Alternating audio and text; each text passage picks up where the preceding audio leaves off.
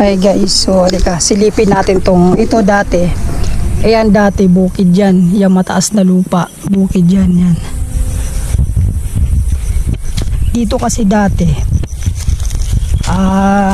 meron tong malalaking equipment, tapos lahat yan ay sarado. Okay, sarado lahat yan, walang makakakita hanggang dito, puro equipment ang nakalagay dito. Ngayon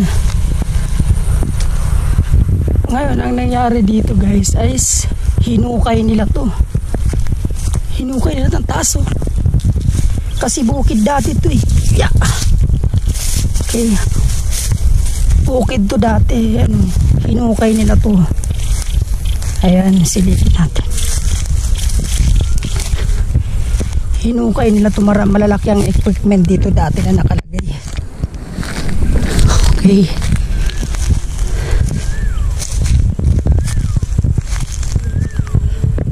Ayan. Hindi ito bundok guys, dahil bukid to dati. May nakalagay dito na malalaking equipment. Tapos hindi mo makikita to dito, wala kang makikita na kahit ano. Dahil nakaharang ang mga tolda dito. Ayan o. Naging ganyan na siya lawa.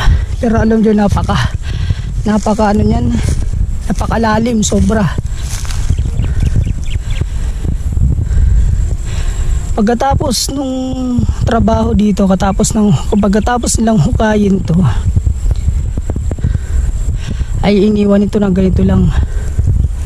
Nakakapagtaka lang kasi nung habang hinuhukay ito, maraming tuldag nakaharang sa gilid ng kalsada para hindi makita dito sa loob.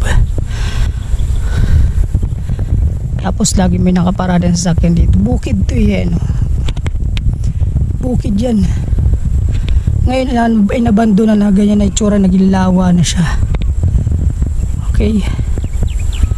May malalaking equipment ditong naghuhukay.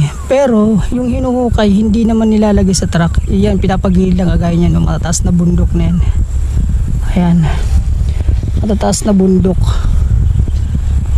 Minaining kaya to? Or may ginto silang kinuha rito. Ano? Pagkatapos hukayin, iniwan na lang ng ganito lang. Sa palagay nyo. Uwi na tayo kasi ewan, nakakatakot din eh. Sa totoo lang. Taas ng bundok na yan. Ilang buwan lang to, mga siguro mga mga pataas. Palayan to eh. Dati kasi dumadaan ako dito. Dumadaan ako dito, patag pa to dati.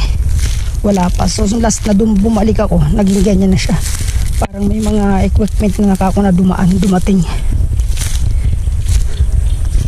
Okay. Ngayon, taas oh. Lalim niyan guys, kaya delikado yung lawa na yun kasi sobrang lalim niyan.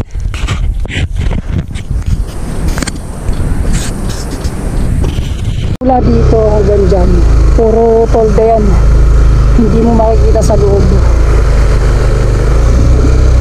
Hinarangan na yan. Tapos dito dumaan ang equipment.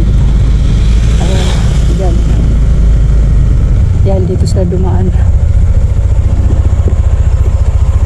Hinukay nila yan, tapos binutas-butas nila para silang may kinuha dyan sa loob. Hinukay tapos ginanon sa bundok niya. Tapos hanggang sa naging lawa na siya nang tumagal. Lalim yan, sobrang lalim kasi ang taas ng bundok, ang taas ng pinaghukayan nila. Halos yung bako nasa baba na. Creepy. Hindi taga rito yung kwan. Nakabili niyang lupa? Hindi nabili yung lupa. Ay, nanguha ng ginto? Yung kwan, binayaran lang yung lupa. Naukayin. Binayaran niya. Pero tingin mo kuya, hapon, Japanese, Chinese nakuha. Kwan, Japon yata yung kwan, pero inupirit ng gabi. In-overtime ngayon kuya kasi duman ako dito ng gabi, nag-ooperate sila eh. Oo, inupirit ng gabi. Yung ba ito dati nung panahon? Ng hapon noon. Dito na dati? Oo.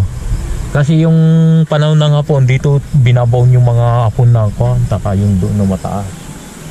Dito binabaon. Kasi magkabilaan yun doon, yung isa umaga. Tsaka mapapansin mo naman ko yung tambak ng lupa sobrang taas. Kaya sobrang lalim yan. Yan ay malalim na yan, palalim na.